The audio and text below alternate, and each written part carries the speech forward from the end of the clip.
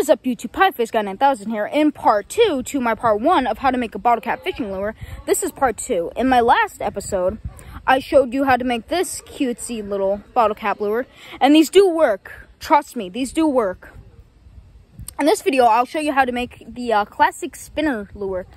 And I'm going to use this, this is a nice red Smirnoff bottle cap. This is mint condition still. So it's a little sucky, I have to get rid of it. But, believe me, it's good for the planet, and it's beneficial for, well, pretty much just the planet, I guess. Damn it. Okay, so get off a good, like a 3 inches of wire. I'm gonna cut this one a little short because you don't need a ridiculous amount of wire. And if you watched my last episode, this will pretty much go along the same effect. Straighten it out. Now, bend this out into a loop. Bend this here. There's your little hook reciprocal. Now, I didn't pound a hole in this before, so I'm gonna have to do it again. Have your bottle cap any direction you want, but I like them facing upwards. So just put a hole on the inside. Make sure it's on the wall of the cap. Don't go to the very top or the very bottom. You want it right in the center. Because if it's not centered, then it'll just flop all over the place and it'll be a mess. Now, you don't need this to be ridiculously large, just a good sized hole. And I put it off center. So now it's going to be a little crooked.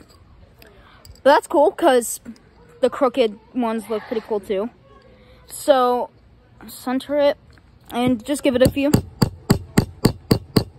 taps with your hammer. And there you go. So when this is on the wire, it's going to look roughly like that. And that's pretty cool. So now this one's the fastest and it's probably the easiest. So we're going to set this on here. And that's where it gets that's where it derives its name from. Now, if you want this to spin a little better, I suggest you put a bead on here, so it has a little better action of the spinning. But you can leave it as it is. I'm gonna leave it as it is because these really don't need a lot. These don't have to be over the top. Now what you're gonna do, it doesn't matter where you make the spin. You can really make it anywhere. Because it's a spinner, it'll just adjust itself. So bend it down like this. Now take the loose end. God damn, I'm getting eaten by mosquitoes. And you're gonna wrap it up and around a little spherical cylinder thing, whatever you want to call it. And there you go. So, and this has glue all over it, so it's a little hard to get out. But there's your little hoop there. And you're just going to wrap this down. Like last time, you're just going to gently wrap it down. You don't need to go over the top with it. You can just wrap it down.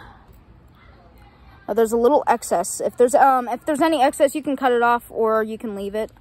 I like to cut just a little bit off because, I don't know, it just looks cool to have a little bit of excess on there. So there you go. That wasn't a lot, but it's good. So there's your little spinner. If it's in the water and it's like bouncing up and down, maybe it'll spin a little better in some spots. You can see it really go nuts there. So there's your spinner and just your static. That's what I like to call them. Your spinner and your static lures, made from a red Smirnoff. Yeah. Now in the next episode, I'll show you how to make a really interesting one, which is, it's a little harder to pull off, but it's pretty cool. Now for that one, you will not need wire, but you will still need 2 bottle caps. You'll need a split ring, hammer, and nail. And you're gonna need 2 hooks. I like to use treble hooks, but I don't have any hooks, so, and a barrel swivel. So I'm gonna do that episode right now.